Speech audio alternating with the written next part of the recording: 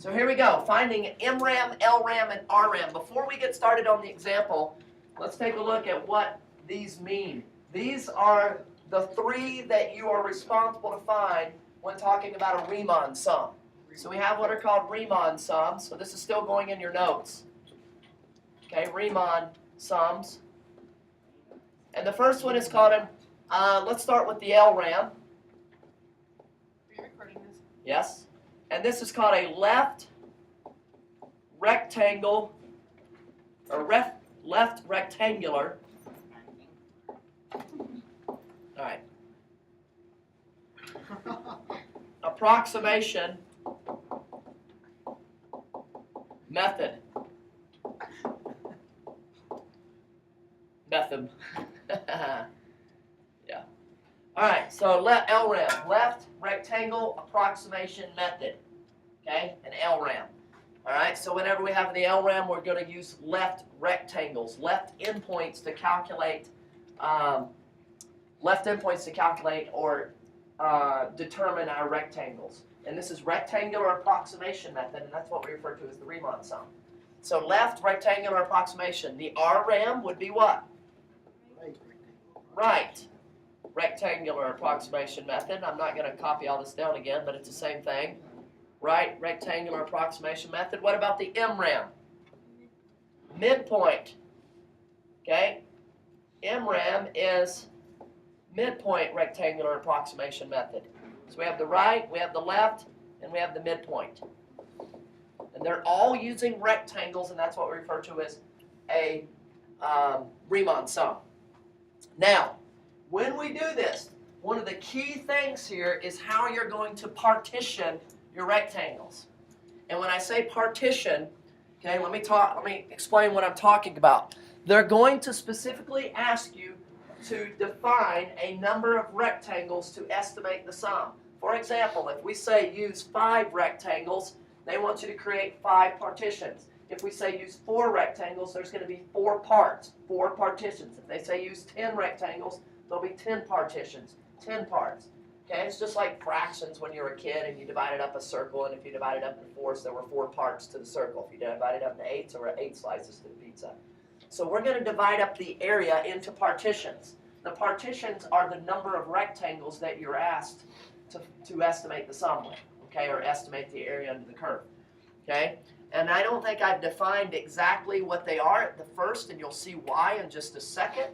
Why I have not defined the number of rectangles. So we're going to start out with some that we actually have geometry formulas for. And what I want you to realize is, if you don't need to approximate, if you can find a geometry formula that will do it, there's no need to approximate. So let's start with some that you don't have to approximate for, and then we'll get into the ones that you actually approximate for. So let's take a look at 1 and 2, because here's the first 2 examples we work with. It's not going to be estimating, and let me show you why. Let's take a look at example 1. It says a particle starts at x equals 0. Now, guys, you need to listen up. This is its starting position. A particle starts at x equals 0. This is motion in a straight line. So this is a particle moving along the line, or a car moving up and down the road. So it starts at a position of 0 on the x-axis. So imagine, if you would, over here, we're starting at x equals 0. And this particle is right here, and since it starts there, it's at a time of 0. So in other words, x of 0 equals 0. Are you with me there? Should we write this down? Yes, you should. Okay? Should we write this on our notes or not? And this is the example. You can go ahead and jump into the example now. Okay? So a particle starts at x equals 0 and moves along the x-axis with a velocity of 5 for time t greater than or equal to 0. Where is the particle at t equals 4? So we're talking about position. We're talking about the position of a particle along the x-axis. So imagine the x-axis as a road that moves east and west, left and right. Okay, and that particle may be a person, it may be a car, it may be a train. We're just talking about where it's at along that straight line. I want to know where its position is at t equals 4.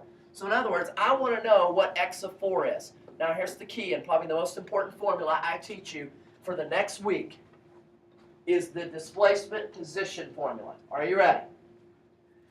When we want to calculate a new position, I'm going to write it out verbally first, and this is what I jump back to my notes now, and I get this down. When you want to write an equation for position, your position at any time t can be defined as start position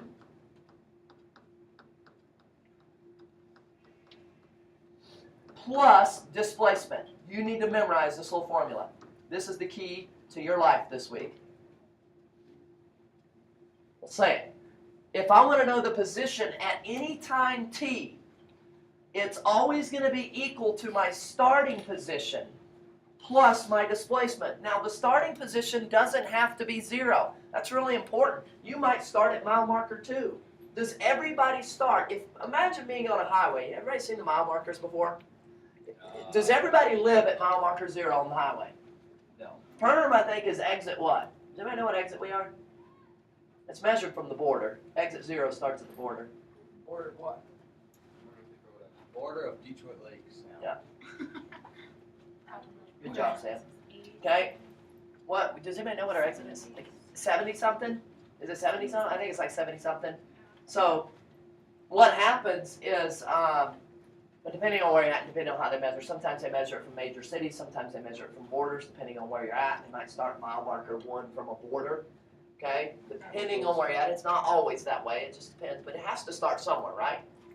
Okay? We might be at mile marker 76. Let's just call perm 76. Frazee might be at mile marker 67. Okay? Whatever. I don't know what it is. That's their starting mile marker. So this starting position doesn't have to be 0. Okay? It depends on where you start. It's kind of like running a relay in track and field. Does everybody start at the start line in the relay? If you run the 4x1 relay, the first leg starts up at the 100-meter mark. So his starting position is the 100-meter mark. Third leg starts at the 200-meter mark. Fourth leg starts at the 300-meter mark. They each have a different starting position. So this starting position is going to be based on whatever they tell you in the problem. And you can set this to be anything. But here's the deal. The starting position has to be at t equals 0. That's the most important thing. Remember, I said your starting position for your birth date is different than mine. His is 1995, mine's 1976, but it was both t equals 0 for both of us. You see what I'm saying? Okay, so this is the start position. This is the displacement. How do we calculate displacement? That's how we calculate in the old days. Area under the curve. Area under curve. It's going to be the geometric area under the curve of velocity. And the reason this works is we've just shown you, we saw the train with the speed of 75 miles per hour going from 0 to 3. It was just the area of that rectangle. And some people are like, how does that work and how is that going to tie into the integral? Don't worry, we're getting there tomorrow. But just for right now, know that the area under the velocity curve, gives displacement. Okay? And generically, the area under any curve gives the displacement of its antiderivative. Okay? Of its antiderivative. The area under any curve gives the area of its antiderivative. Okay? So if I'm looking at velocity, it's giving me the area under the curve related to that position. So it's going to tell me the distance traveled or the displacement of that position graph. And we'll talk about why that integral gets pulled in tomorrow. So here's generically what the formula looks like then. So it would be S of t then is equal to S of 0 plus, and I don't have a way to write this displacement yet because we're not going to get into the integral yet, but for now we'll just put displacement. But tomorrow this is going to change into a math thing. So that's the equation for number 1. Let's just put area here. Plus area. Yeah, so here's how we're going to do this. So if I want to go back to problem number 1 now. Now we got it. We can go through these problems now. We'll start with the first two because they're easy. A particle moves along, starts at x equals 0. So we know its starting position. It starts at 0. So it moves along the x-axis with a velocity v of t equals to 5 for time t greater than equals 0. Where's the particle t equals 4? So what I need to do is, if I'm going to find x of 4, I'm going to have to take its starting position, x of 0, and then I'm going to have to add the displacement to it. That's what I'm going to have to do to calculate x of 4. I need to know where it started, and how much it moved from where it started and where it's going to be now. If I know how much it's displaced from where its starting position is, I can figure how much it's moved or where it's at now. So x of 4, what was its starting position? At 0 seconds, where was it located? I can't believe I picked these all at x equals 0. How dumb of me. Okay, x of 0, what is it? At 0 seconds, it was at 0. They told me x was 0. So 0 plus, now, we got to calculate the displacement. That's where you get to do the geometry tonight. You ready? Let's draw a picture. Okay, what is the velocity here in this problem? First thing you're going to do is draw the velocity curve. What is it? It's 5. So I'm going to go up 1, 2, 3, 4, 5. V of t equals 5. What kind of graph is that? Just a line. It's a horizontal line. At 5. There's V of t. Here's t. I want to calculate the velocity from, I know where I'm at the start. So this is important. I know I'm at 0 at 0. I need to go up to what? How many seconds? How long am I going to measure the displacement for? I need to calculate the displacement from 0 to 4. So I'm going to have to go from 0 up to 4 and figure out how far my object or how far this particle was displaced. How do we find that displacement? What have I told you displacement is? Area under the curve. So all I got to do is calculate the area. Do I need to estimate this area, or is there a geometry formula that will calculate it for me? There's a geometry formula. What is it? Well, the height of this rectangle is what? 5. What's the width of this rectangle? 4. What's 5 times 4? There you go, 20. So I'm going to have 0 plus 20. So what's the position at 4 seconds? 20. And we'll just say units. We don't have anything, so we'll just say units. Any questions on that one? Does that make sense? Okay, try example 2 on your own. Go ahead. Can I erase this right here, the notes? Can you categorize that graph real quick? I'm going to erase this right here. Is that okay? I'll leave that over there. Yeah. Okay. So, try number 2. 2's just as easy. I didn't make these very interesting because I didn't change the starting position. It always starts at x equals 0. And the reason you know time is 0 is because the key word here is starts.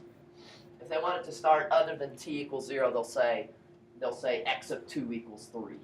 And you can actually start something. You can offset. You don't have to start at t equals 0. If they want you to start at something other than t equals 0, they'll tell you. They'll show you that eventually.